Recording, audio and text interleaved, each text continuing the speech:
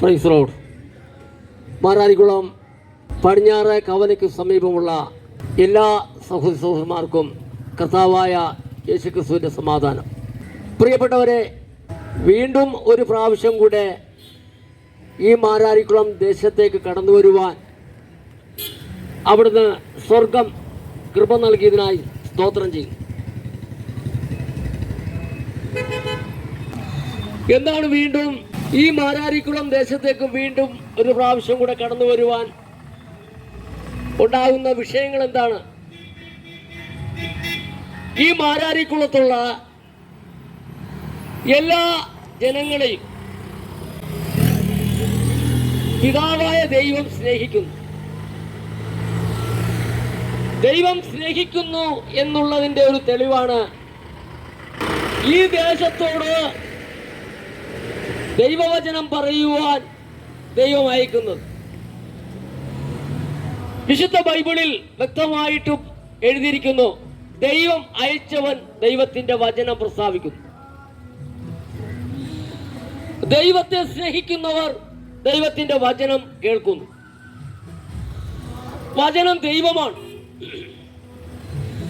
യോഹന്നാന്റെ സുവിശേഷം 1-ാം അധ്യായം അതിന്റെ 1-ാം വാക്യത്തിൽ എഴുതിയിരിക്കുന്നത് ഇങ്ങനെയാ: ആദിയിൽ വചനം ഉണ്ടായിരുന്നു, വചനം ദൈവത്തോടു കൂടെ ആയിരുന്നു, വചനം ദൈവമായി. ആ വചനം ഏത് ദേശത്തോട് പ്രസ്താവിച്ചാലും അത് ദൈവം അയച്ചിട്ട് തന്നെയാണ് ആ ദൈവത്തിന്റെ വചനം പ്രസ്താവിക്കുന്നത്. അതുകൊണ്ട് പ്രിയപ്പെട്ടവരെ, ദൈവം ഈ ദേശത്തെ വീണ്ടും സ്നേഹിക്കുന്നു. നമ്മൾ ആരും നശിച്ചു പോകാതിരിക്കുവാൻ പിതാവായ ദൈവം നമ്മളെ സ്വർഗത്തിലെത്തിക്കുവാനാണ് തന്റെ ഏകജാതനായ പുത്രനെ നമുക്ക് വേണ്ടി കാൽവരി കൊലക്കളത്തിൽ ഏൽപ്പിച്ചു കൊടുത്തത്. നമ്മുടെ പാപങ്ങൾക്ക് പരിഹാരമായി തീരുവാൻ മറ്റൊരു വഴിയുമില്ല. യേശുക്രിസ്തുവിന്റെ ക്രൂശുമരണമല്ലാതെ മറ്റൊരു വഴിയുമില്ല. ന്യായപ്രമാണത്തിൽ എഴുതിയിരിക്കുന്നത് രക്തം ചൊരിഞ്ഞിട്ടല്ലാതെ വിമോചനമില്ല. അങ്ങനെയെങ്കിൽ ഒരു മനുഷ്യൻ മറ്റൊരു മനുഷ്യന് വേണ്ടി രക്തം ചൊരിഞ്ഞാൽ ആ മനുഷ്യന് വീണ്ടെടുപ്പ് സാധിക്കാൻ പറ്റുമോ? ഒരിക്കലുമില്ല.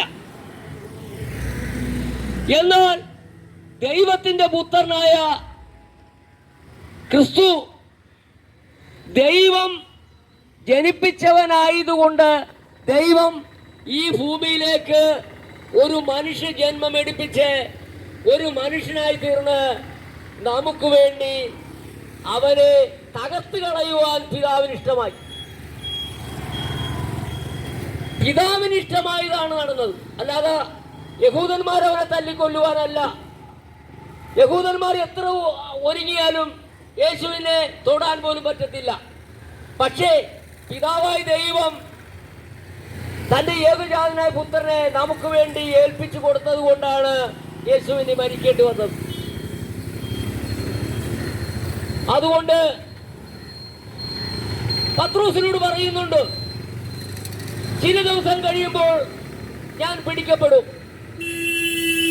ഞാൻ മരിക്കും എന്ന് പറഞ്ഞപ്പോൾ പത്രോസ് തടുത്തു. അങ്ങനെ നിനക്ക് ഭവിക്കരുത് എന്ന് പറഞ്ഞപ്പോൾ സാത്താനെ പോകാനാണ് പറഞ്ഞത് പത്രോസിനോട് പറഞ്ഞു. കാരണം ഒന്നുകൊണ്ടാ, യേശു അതിനു വേണ്ടിയാണ് വന്നത്. പിതാവിന്റെ ഇഷ്ടം ചെയ്യുവാനാണ് യേശു വന്നത്. ഈ ലോകത്തിന്റെ പാപങ്ങൾ ചുമന്ന് നീക്കുവാനാണ് യേശു വന്നത്. സ്നാപകയോഹന്നാൻ വിളിച്ചു പറയുന്നു, ഇതാ ദൈവത്തിന്റെ കുഞ്ഞാട്, ലോകത്തിന്റെ പാപങ്ങൾ ചുമക്കുന്നവൻ എന്ന് സ്നാപകയോഹന്നാൻ വിളിച്ചു പറയുന്നു. അപ്പൊ ലോകത്തിന്റെ പാപങ്ങൾ ചുമന്ന് നീക്കുവാനാണ് വന്നത്. അതുകൊണ്ട് നമ്മൾ എല്ലാവരും ഒന്ന് ചിന്തിക്കുക, നമ്മുടെ എല്ലാവരുടെയും പാപം യേശു കർത്താവ് കാൽവരി ക്രൂശിൽ വഹിച്ചു. നമുക്ക് വേണ്ടി അവന്റെ രക്തം മുഴുവനും ഊറ്റി തന്നിരിക്കുകയാണ്. നമ്മുടെ പാപം നമ്മളെ കഴുകിക്കളഞ്ഞത് അവന്റെ രക്തം കൊണ്ടാണ്. അവന്റെ രക്തം സകല പാപവും നീക്കി നമ്മെ ശുദ്ധീകരിക്കുന്നു എന്നാണ്. അതുകൊണ്ട് പ്രിയ സഹോദരന്മാരെ, നാം ഒന്ന് മനസ്സിലാക്കുക, ഇപ്പോൾ ഇതാ വിശുദ്ധ വേദപുസ്തകത്തിൽ എഴുതിയിരിക്കുന്നത് ഇങ്ങനെയാണ്: കാലം തികഞ്ഞു, ദൈവരാജ്യം സമീപിച്ചിരിക്കുന്നു, മാനസാന്തരപ്പെട്ട് സുവിശേഷത്തിൽ വിശ്വസിപ്പിൻ. കാലം തികഞ്ഞു. ഏത് കാലം? കൃപയുടെ കാലം തികഞ്ഞു. ഇത് കൃപായുഗമാണ്. കൃപയുടെ കാലം തികഞ്ഞു. ദൈവരാജ്യം സമീപിച്ചിരിക്കുന്നു, മാനസാന്തരപ്പെട്ട് സുവിശേഷത്തിൽ വിശ്വസിപ്പിൻ. യോഹന്നാൻ സുവിശേഷം 14-ാം അധ്യായം അതിന്റെ 1-ാം വാക്യത്തിൽ യേശു പറയുന്നു: ദൈവത്തിൽ വിശ്വസിപ്പീൻ, എന്നിലും വിശ്വസിപ്പീൻ. എന്റെ പിതാവിന്റെ ഭവനത്തിൽ അനേക വാസസ്ഥലങ്ങളുണ്ട്, ഇല്ലെങ്കിൽ ഞാൻ നിങ്ങളോട് പറയുമായിരുന്നു. അപ്പോൾ ഈ കേൾക്കുന്ന സുവിശേഷത്തിൽ ആര് വിശ്വസിച്ചാലും അവന് നിത്യജീവനുണ്ട്. വിശ്വസിക്കുന്നത് എന്നെയല്ല, ഞാൻ പറയുന്നത് കർത്താവായ യേശുക്രിസ്തു പറഞ്ഞ കാര്യമാണ് ഞാൻ പറയുന്നത്. അതുകൊണ്ട് എന്നെയല്ല വിശ്വസിക്കുന്നത്, യേശുക്രിസ്തുവിനെയാണ് വിശ്വസിക്കുന്നത്. അങ്ങനെ യേശുക്രിസ്തുവിൽ വിശ്വസിക്കുന്നവർക്ക് നിത്യജീവനുണ്ട്. വിശ്വസിച്ചാൽ നീ മരിക്കയില്ല. പ്രിയപ്പെട്ട സഹോദര സഹോദരന്മാരെ, കർത്താവിന്റെ വരവ് എത്രയും ആസന്നമായി. അതുകൊണ്ടാണ് കാലം തികഞ്ഞു, ദൈവരാജ്യം സമീപിച്ചിരിക്കുന്നു, മാനസാന്തരപ്പെട്ട് സുവിശേഷത്തിൽ വിശ്വസിക്കാൻ പറഞ്ഞ കാര്യം, കർത്താവിന്റെ വരവ് ആസന്നമായി. ഇതാ മേഘത്തിൽ വരുവാൻ പോകുന്നു. ഈ വരവിൽ നാം ഓരോരുത്തരും ഇവിടുന്ന് പറന്നു പോകണം.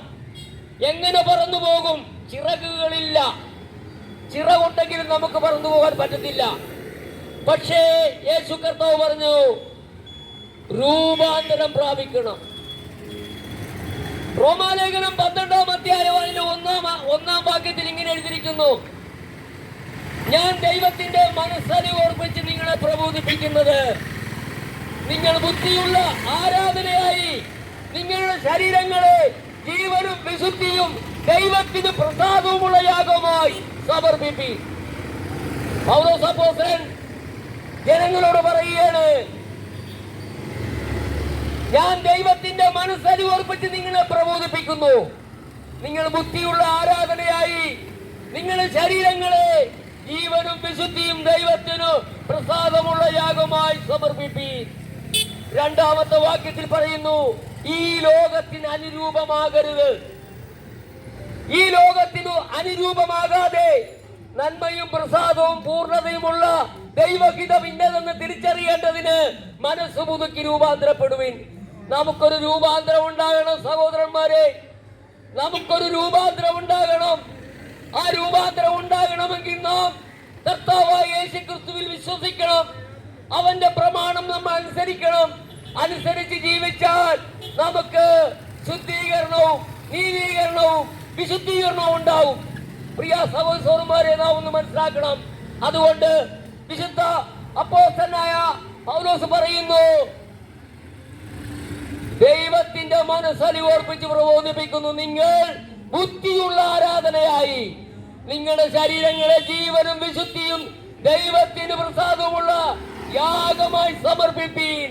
ഈ ലോകത്തിന് അനുരൂപമാകാതെ നന്മയും പ്രസാദവും പൂർണ്ണതയുമുള്ള ദൈവഹിതം ഇന്നതെന്ന് തിരിച്ചറിയേണ്ടതിന് മനസ്സ് പുതുക്കി രൂപാന്തരപ്പെടുവാൻ. ഇന്ന് ലോകത്തിൽ ഒരുപാട് ആരാധനകൾ നടക്കാറുണ്ട്. പക്ഷേ പൗലോസ് അപ്പോസ്തലൻ പറയുന്നു, ഈ ലോകത്തിന് അനുരൂപമാകാതെ നന്മയും പ്രസാദവും പൂർണ്ണതയുമുള്ള ദൈവഹിതം ഇന്നതെന്ന് തിരിച്ചറിയേണ്ടതിന് നമ്മുടെ മനസ്സ് പുതുക്കി രൂപാന്തരപ്പെടുവിൻ. അങ്ങനെ മനസ്സ് പുതുക്കി രൂപാന്തരപ്പെടുന്നവർക്ക് സത്യത്തിലും ആത്മാവിനും ആരാധിക്കുവാൻ സാധിക്കും.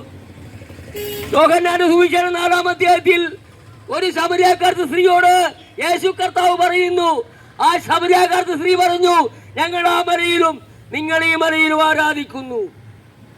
യേശു കർത്താവ് പറഞ്ഞത്, ആ മലയിലുമല്ല ഈ മലയിലുമല്ല, ദൈവം ആത്മാവാകുന്നു. ആത്മാവാകുന്ന സത്യദൈവത്തെ സത്യ നമസ്കാരികൾ ആത്മാവിലും സത്യത്തിലും ആരാധിക്കുന്ന നാഴിക വന്നുമിരിക്കുന്നു എന്നാണ് പറഞ്ഞത്. അതുകൊണ്ട് നമുക്ക് മനസ്സ് പുതുക്കി രൂപാന്തരപ്പെടാൻ സമയമായി. ആചാര അനുഷ്ഠാനങ്ങൾ കൊണ്ട് നമുക്ക് രക്ഷ പ്രാപിക്കുവാൻ സാധിക്കുകയില്ല. ഈ ലോകത്തിൽ ജീവിക്കുവാൻ സാധിക്കും, എന്നാൽ ഈ ലോകത്തിന്റെ രൂപം ഒഴിഞ്ഞു പോകുവാൻ സമയമായി. അതുകൊണ്ട് പ്രിയ സഹോദരി സഹോദരന്മാരെ, നമ്മളെ രക്ഷിക്കുവാനാണ് കർത്താവായ യേശുക്രിസ്തു മേഘത്തിൽ രണ്ടാം വരവ് വരുന്നത്. ആ വരവിൽ രൂപാന്തരം പ്രാപിച്ചവർക്ക് ഇവിടുന്ന് സ്വർഗത്തിൽ എടുക്കപ്പെടുവാൻ സാധിക്കും. സ്വർഗത്തിൽ ചെന്ന് കഴിഞ്ഞാൽ പിതാവിനെ മുഖം കണ്ട് ആരാധിക്കുവാൻ സാധിക്കും.